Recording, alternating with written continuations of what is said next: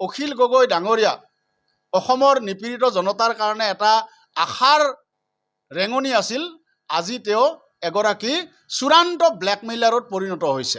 অখিল গগৈ ডাঙৰীয়াই ক'ৰ পৰা পইচা পায়, কেনেকে মানুহক ব্লেকমেইলিং কৰি পইচা লয়। অখিল গগৈ ডাঙৰীয়াৰ আচল চটফটনিটো ক'ত? আচল চটফটনিটো হ'ল সিন্ডিকেট যে বন্ধ হৈ গ'ল, বন্ধ হৈ যোৱা কাৰণে অখিল গগৈৰ চটফটনি বাঢ়িছে। দুখ লাগে যে এটা সময়ত অসমৰ নিপীড়িত শ্ৰমিক কৃষকৰ মুক্তিৰ কাৰণে একেলগে আমি কাম কৰিছিলোঁ। আমাৰ দৰে বহুত মানুহ আপোনাৰ লগত থাকি আমি কি হেৰুৱালোঁ কি নেহেৰুৱালোঁ, মইতো ব্যক্তিগতভাৱে এখন কিতাপ লিখি আছোঁ। অখিল গগৈ ডাঙৰীয়া, আপোনাৰ এই চটফটনীয়া কাম নিদিব। আপোনাৰ হাতত যদি কিবা সঁচাকৈ তথ্য আছে আপুনি তথ্য সহকাৰে দিয়ক। বিধানসভাত এই ধৰণে নাটক কৰিবলৈ নাহিব। আজি অসম বিধানসভাৰ চৌহদত ৰাইজৰ দলৰ বিধায়ক অখিল গগৈ ডাঙৰীয়াই এখন নাটক মঞ্চস্থ কৰা আমি দেখিবলৈ পালোঁ।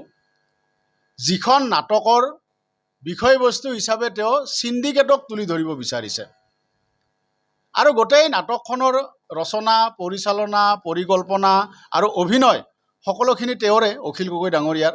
লগত এগৰাকী বিধায়ক থাকে, তেওঁ ঢিঙৰ পৰা এইবাৰ নিৰ্বাচিত হৈছে, মেহবুব মুখতাৰ। তেখেতৰ মুখত বচন নাথাকে। সদায় যিমানখিনি নাটক হয় তেখেতে অকলে ৰচনা, পৰিচালনা, পৰিকল্পনা, অভিনয় সকলো তেওঁৰ।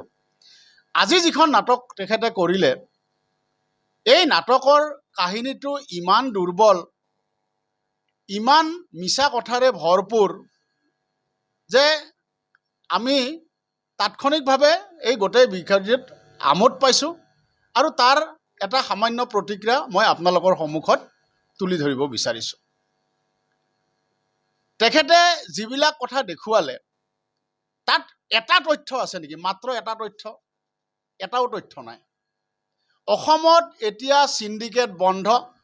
ডক্টৰ হিমন্ত বিশ্ব শৰ্মা ডাঙৰীয়াৰ নেতৃত্বৰ চৰকাৰৰ দিনত সিন্ডিকেট সম্পূৰ্ণৰূপে বন্ধ। সৰ্বানন্দ সোণোৱাল ডাঙৰীয়াৰ চৰকাৰৰ দিনতো সিন্ডিকেট সম্পূৰ্ণৰূপে বন্ধ আছিলে। যোৱা 10টা বছৰত অসমত সিন্ডিকেট সম্পূৰ্ণৰূপে বন্ধ আছে।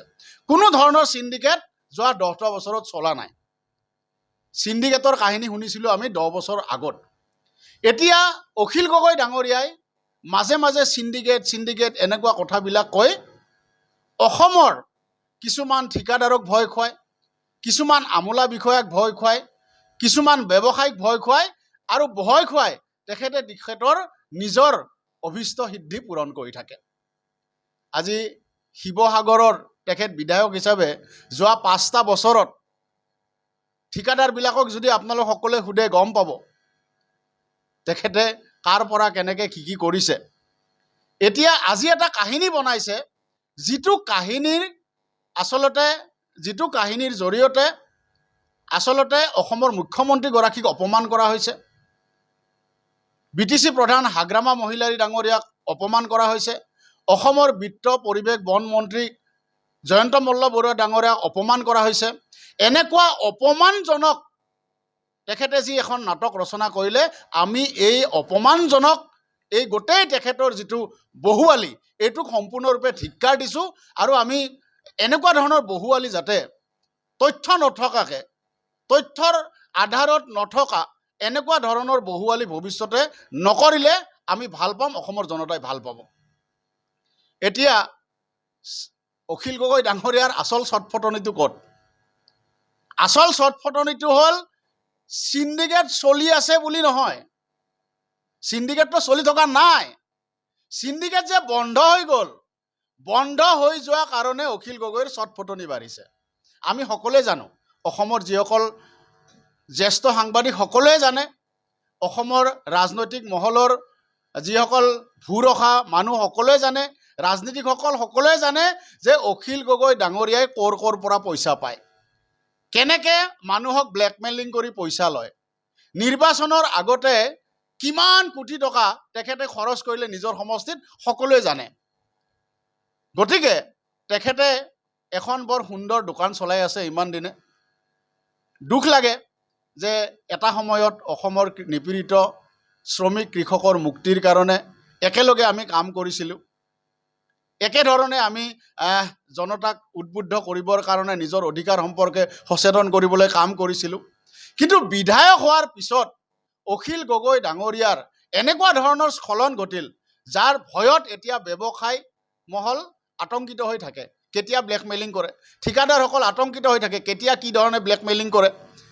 অৰ্থাৎ যিগৰাকী অখিল গগৈ ডাঙৰীয়া অসমৰ নিপীড়িত জনতাৰ কাৰণে এটা আশাৰ ৰেঙনি আছিল, আজি তেওঁ এগৰাকী চূড়ান্ত ব্লেকমেইলাৰত পৰিণত হৈছে। এইটো বৰ দুখদায়ক, বেদনাদায়ক কথা। আৰু অসমত যেতিয়া চিণ্ডিকেট বন্ধ কৰি দিলে, চিণ্ডিকেট সম্পূৰ্ণৰূপে নিৰ্মূল হৈ গ'ল, এতিয়া তেখেতৰ ছটফটনি বাঢ়িছে যে তেখেতৰ টকাৰ উৎস এতিয়া কমি গ'ল। সেইকাৰণে সিদিনা আমাৰ মন্ত্ৰী জয়ন্ত মল্ল বৰুৱা ডাঙৰীয়াই বিধানসভাৰ মজিয়াতে তেখেতক প্ৰত্যাহ্বান জনাইছিল, অখিল গগৈ ডাঙৰীয়া, আপুনি যে চিণ্ডিকেট শব্দটো কৈ আছে, কিবা যদি তথ্য আছে আপুনি বিধানসভাৰ মজিয়াত দিয়ক, আৰু যদি তথ্য নাই আপুনি ক্ষমা খুজক। আপোনালোক সকলোৱে নিশ্চয় দেখা পাইছে, বাৰে বাৰে জয়ন্ত মল্ল বৰুৱা ডাঙৰীয়াই কৈ আছিল যে আপোনাৰ হাতত কি চিণ্ডিকেটৰ তথ্য আছে আপুনি দিয়ক, আৰু যদি চিণ্ডিকেটৰ তথ্য দিব নোৱাৰে আপুনি ক্ষমা খুজক। জয়ন্ত মল্ল বৰুৱা ডাঙৰীয়াৰ সেই প্ৰত্যাহ্বান আজিলৈকে অখিল গগৈ গ্ৰহণ কৰিব নোৱাৰিলে। জয়ন্ত মল্ল বৰুৱা ডাঙৰীয়াই লগতে কটাক্ষ কৰি কৈছে যে এইবাৰ আপোনাৰ দোকান মই বন্ধ কৰিম। গতিকে ছটফটনিটো ক'ত, কি কাৰণে আজি জয়ন্ত মল্ল বৰুৱা ডাঙৰীয়াক ইমান আক্ৰমণৰ লক্ষ্য কৰি লৈছে, তাৰ ছটফটনিৰ আচল কাৰণটো আপোনালোকক মই বুজাই দিলোঁ। চিণ্ডিকেট অসমত কেতিয়াও আৰু নচলে। অখিল গগৈয়ে যিটো আশা কৰি আছে, যিটো ভাবি আছে যে আৰু নতুনকৈ কাৰোবাক ব্লেকমেইলিং কৰি মাহে মাহে এটা পইচা লৈ থাকিম, সেই সম্ভাৱনা এতিয়া সম্পূৰ্ণৰূপে নিৰ্মূল হৈ গ'ল। গতিকে অখিল গগৈ ডাঙৰীয়াৰ এই ছটফটনি আমি আৰু কিছুদিন দেখিম, আৰু কেইদিনমান এনেকৈ দেখি থাকিব লাগিব। সংবাদ মাধ্যমেও এটা বিষয় হিচাপে তেখেতক তুলি ধৰিব লাগিব, এইটো চলি থাকিব। কিন্তু এইবাৰ অখিল গগৈ ডাঙৰীয়াৰ, এইবাৰ যিখন চৰকাৰ চলি আছে, অখিল গগৈ ডাঙৰীয়াৰ আগৰ চিলেবাছৰ বাহিৰত চলি আছে। তেওঁৰ পাঠ্যক্ৰম পুৰণা হৈ গ'ল। তেওঁ যি পাঠ্যক্ৰমত আগতে মাষ্টাৰ আছিলে, সেই পাঠ্যক্ৰম পুৰণা হৈ গ'ল, এতিয়া নতুন চিলেবাছত চৰকাৰ চলি আছে। গতিকে অখিল গগৈ ডাঙৰীয়া, আপোনাৰ এই ছটফটনিয়ে কাম নিদিব। আপোনাৰ হাতত যদি কিবা সঁচাকৈ তথ্য আছে আপুনি তথ্য সহকাৰে দিয়ক, বিধানসভাত এই ধৰণে নাটক কৰিবলৈ নাহিব। তথ্য দিয়ক। আজি আপুনি এটা তথ্য দিব পাৰিলে জানো? এটা তথ্য আপুনি দিব পাৰিলে জানো?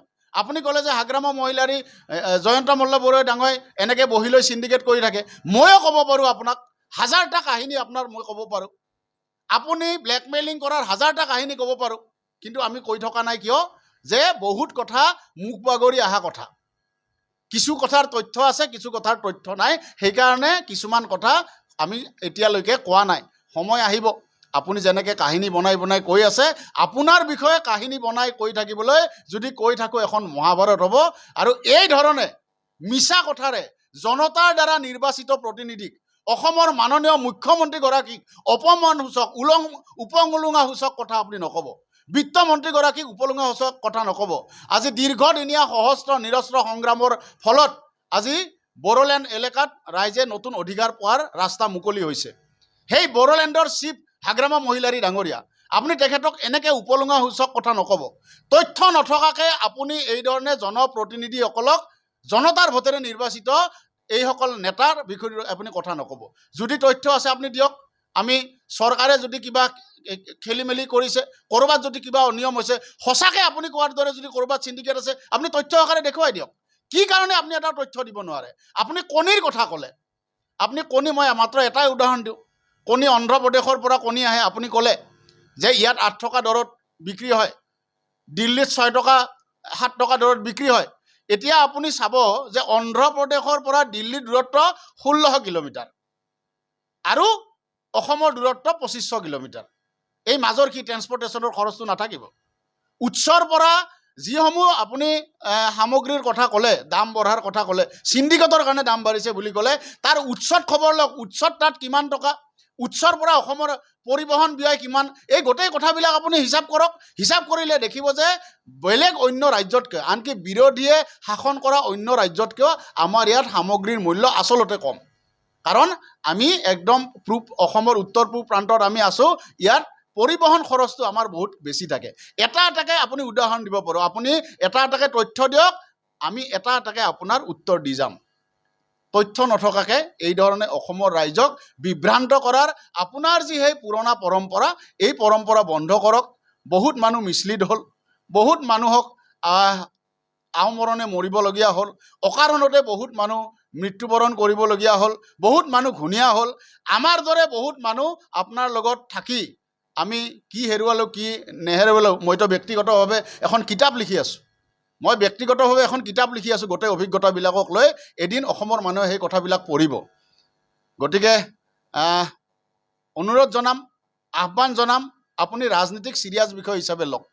আপুনি ৰাজনীতিক যি ধৰণে এজন বিধায়ক হিচাপে গোটেই বিধানসভাখনকে আপুনি পাতল কৰি পেলাব খুজিছে, এইটো অসমৰ জনতাই কেতিয়াও গ্ৰহণ নকৰে।